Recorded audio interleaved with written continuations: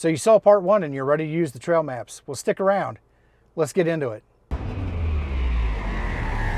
Hey everybody, Tim here, overlanding for fun and amateur train maker. So in our last video, we went ahead and went through the app and went through all the various features and maps and stuff like that, what everything meant. So in this video, we're out here in the Bronco. We've got some cameras set up and we're going to go ahead and use the Bronco Trail App. So as you can see here on the screen, I'm set up and I'm ready to go. If we go ahead and hit the record button, this is going to start recording our thing to my iPhone. I've had some problems today getting this set up, and so Ford, if you're watching this, one, I appreciate it, but two, some of the problems that I've had, I think you guys need to kind of look into them. I'm available. I'm an IT guy by trade, so I can speak your language. So I'm at the Morgan Monroe State Forest, and I'm out here right on the edge of internet access. So when I fired up the program today, it actually required me to log in. Now, when you're somewhere where you've got internet access, that's probably not that big of a deal. But not having it, it took me a while to get logged in. I was actually recording that, and I didn't want people to see my login credentials. So I shut the program down to start it back up again to get a fresh screen recording of it, and it asked me to log in again. So that's one thing. Now, not being able to log in, I think, is going to be problematic, seeing that most of the trails, or probably a good majority of these trails, could be in an area where there is no internet access. And if you don't have internet access, you can't access the program. I see that to be problematic. And so that's the first problem. It's one of the great features is being able to go in and take your maps, find that, and be able to download that information to your phone. But if you can't log in because you're somewhere where there's not internet access, I don't know how any of that's going to help out. So that is something you should look into. Secondly, creating your own maps is good, but there's no mechanism for you to be able to share it with your friends or other people that you're out wheeling with. So I think that's also kind of problematic, and that might be something that you want to look into. But if you're somewhere where you don't have internet access and you can't log into the application anyways, you still have that problem. The third thing, when I fired up the program on my Apple CarPlay, it came up and told me I couldn't proceed because I didn't have an appropriate Bronco. Not sure which one is an appropriate or unappropriate Bronco, but I would think a Badlands edition with Sasquatch would probably be considered an appropriate Bronco for this. But that's my 2 cents in a nutshell. Take it for what it's worth. I am available for comment offline if you would like. But with all that being said, let's go ahead and get into this. As you can see, I'm kind of just tooling along the road right now. Pretty good. One of the things, and you'll see down towards the bottom, you're getting a visual of what I'm seeing from my front-looking camera. I got an iPhone that's mounted to the dash. It's connected to CarPlay right now.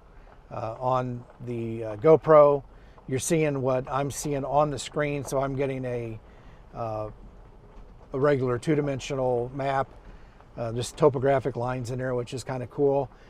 You can hit the layers button, and just like in the application, you would be able to see satellite imagery. But if it's not something that you've previously downloaded and you're trying to download it in real time, you're going to have a good internet connection to be able to get that.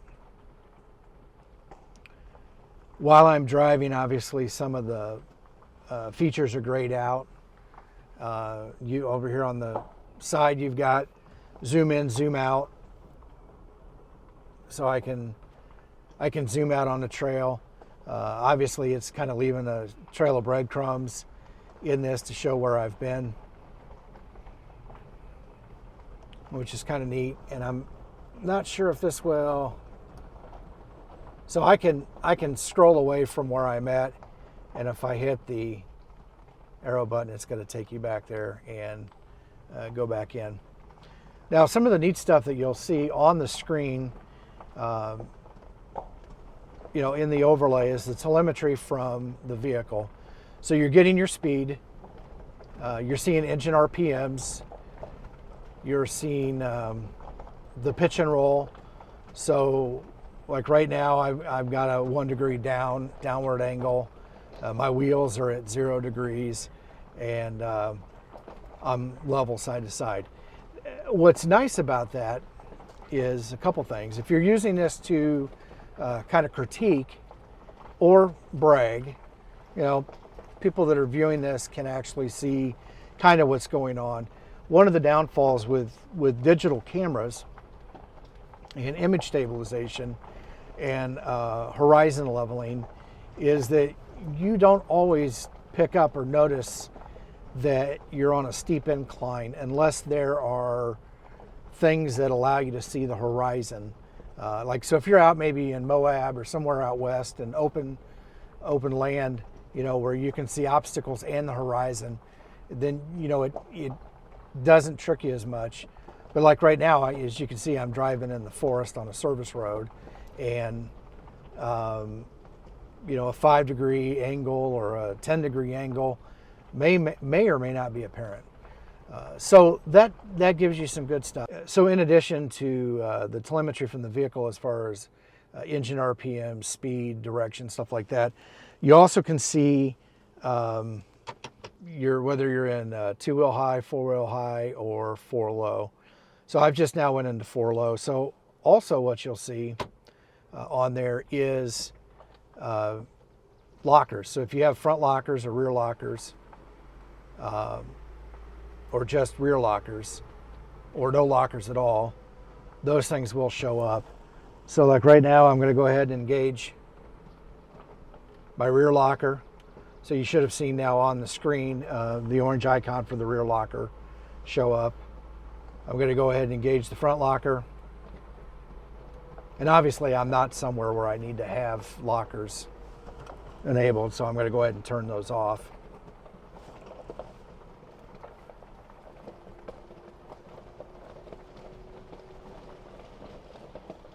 And obviously I'm not on a road that I need to have 4-wheel drive engaged either, so I'm going to turn that off too.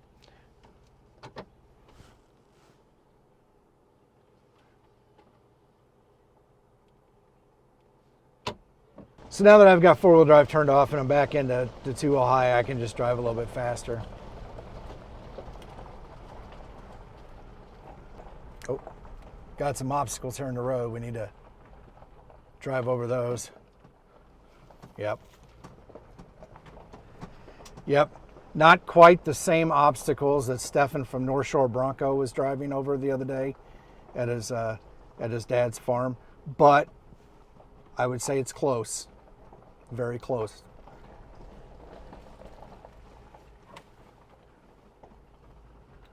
I'll take it up here on the lip and get a little off camber. So you can see where it's registering at about 13 degrees. So just as an example here, I'm going down a little bit of a hill. It's like a 7 degree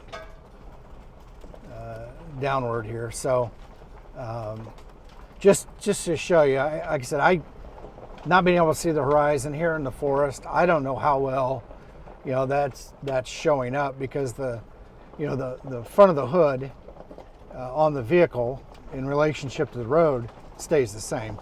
So without being able to see that horizon, you know, it's kind of deceptive. So being able to see that on the screen, I think, actually provides a lot of value. Once again, whether you're evaluating something or you're just, you know, bragging, which that's perfectly fine too. Not to mention, you know, I'm, like myself, digital content creator, so having that ability to kind of add that other stuff in, you know, it's cool stuff on the screen. So kudos to Ford for that one. All right, so I'm going to go ahead and wrap this up here. We're getting ready to head out of the forestry and get back onto the main road. If you like this video, please hit the like button down below. If you like my content, make sure you share it with your friends. And if you haven't done so already, please subscribe to the channel.